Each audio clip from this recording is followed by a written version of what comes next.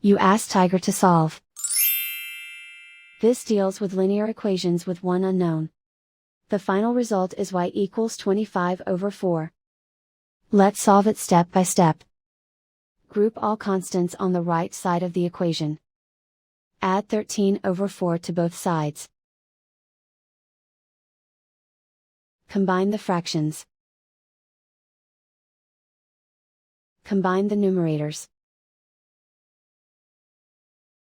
Reduce the zero numerator. Simplify the arithmetic. Convert the integer into a fraction. Combine the fractions. Combine the numerators. And so the final result is y equals 25/4.